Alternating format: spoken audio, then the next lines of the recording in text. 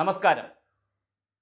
Rahul Gandhi voter Adhikar യാത്രയും vote ചോർ യാത്രയും ഒക്കെ നടത്തിയതിന് അർത്ഥമുണ്ടായി.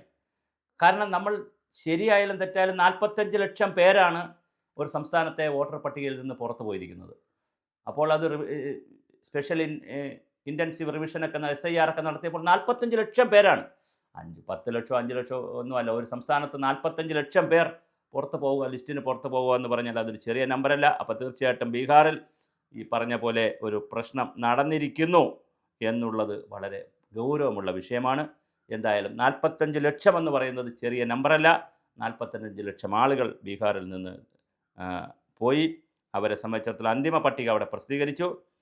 ആകപ്പാടെ 7.42 കോടി വോട്ടർമാരാണ്. അപ്പോൾ കേരളത്തിൻ്റെ ഇരട്ടി വോട്ടുണ്ട്. കേരളത്തിൽ 3.6 വരുന്നത്. അത്രയും വോട്ടില്ല, കുട്ടികളുണ്ടല്ലോ. അപ്പം മൊത്തം ജനസംഖ്യ 3.6 3,60,00,000 നമ്മുടെ ജനസംഖ്യ.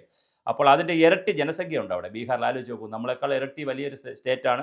7.4 കോടി വോട്ടർമാർ തന്നെയുണ്ട്. പിന്നെ ജനങ്ങൾ, വോട്ടില്ലാത്ത ജനങ്ങളുണ്ടല്ലോ, കുട്ടികളുണ്ടല്ലോ. അപ്പോൾ 8-10 കോടി ജനങ്ങൾ അവിടെ ഉണ്ട്. അപ്പോൾ അതിൽ 7.24 കോടി വോട്ടർമാരുണ്ടായിരുന്നിടത്ത് 7.89 കോടി വോട്ടർമാരായി ജൂൺ മാസത്തിൽ ഉണ്ടായിരുന്നു. അതിൽ 65 ലക്ഷം വരെ ഒഴിവാക്കിയ ശേഷമായിരുന്നു ഓഗസ്റ്റിൽ കരട് പ്രഖ്യാപിച്ചത്. അതിലും പിന്നാലെ തെരഞ്ഞെടുപ്പ് കമ്മീഷൻ്റെ വലിയ തോതിൽ വിവാദങ്ങളും പ്രതിഷേധം ഉയർത്തിരുന്നു. നേരത്തെ ഒരു 65 ലക്ഷം പുറത്താക്കിയിരുന്നു. പിന്നെയും കണക്കുകൾ വന്നപ്പോൾ പുതിയ കണക്ക് പ്രകാരം 21.53 ലക്ഷം വോട്ടർമാരെയാണ് അധികം ചേർത്തിരിക്കുന്നത്. അപ്പോൾ കുറേ പേര് അധികം ചേർത്തു, കുറച്ച് പേരെ ഒഴിവാക്കി. ആഗസ്റ്റിൽ ആദ്യം പ്രസിദ്ധീകരിച്ച കരട് വോട്ടർ പട്ടികയിൽ 3.66 ലക്ഷം പേരെ ഒഴിവാക്കിയിട്ടുണ്ട്. SIR മുമ്പുള്ള വോട്ടർ പട്ടികയിൽ നിന്ന് 48 ലക്ഷം പേരെ ഒഴിവാക്കിയെന്നാണ് കണക്കുകൾ സൂക്ഷിക്കുന്നത്. വോട്ടർ പട്ടിക തീവ്ര പരിഷ്കരണം, ഞാൻ പറഞ്ഞല്ലോ, സ്പെഷ്യൽ ഇൻറ്റൻസീവ് റിവിഷൻ ബന്ധപ്പെട്ട് സുപ്രീം കേസ് നിലനിൽക്കുന്നുണ്ട്. ഇപ്പോഴും കോടതിയിൽ കേസ് കിടക്കുകയാണ്. ഒക്ടോബർ 7 കേസുമായി ബന്ധപ്പെട്ട കേസ് സുപ്രീം കോടതി പരിഗണിക്കുന്നുണ്ട്.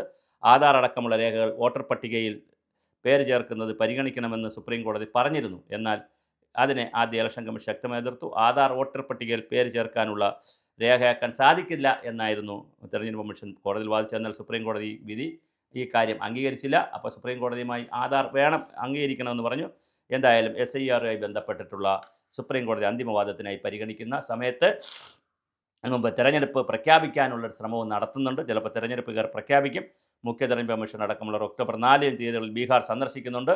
ഒക്ടോബർ 3 ഡൽഹിയിൽ വെച്ച് ഉദ്യോഗസ്ഥരുടെ യോഗം വിളിച്ചിട്ടുണ്ട്. അപ്പോൾ ചിലപ്പോൾ 8 തീയതിയാണ് കോടതി പരിഗണിക്കുന്നതെങ്കിൽ 5 തീയതി 6 തീയതി ഇലക്ഷൻ അങ്ങ് പ്രഖ്യാപിച്ചാൽ പിന്നെ വേറൊരു തരത്തിലേക്ക് മാറും. കോടതിക്കും വലുതായിട്ട് കോടതി ഇടപെടത്തില്ല. ഇലക്ഷൻ പ്രഖ്യാപിച്ചു കഴിഞ്ഞാൽ, പ്രോസസ്സായി കഴിഞ്ഞാൽ പിന്നെ കോടതി ഇടപെടുന്നത് ഇലക്ഷൻ കഴിഞ്ഞിട്ടായിരിക്കും. അങ്ങനെ കഴിയത്തുള്ളല്ലോ.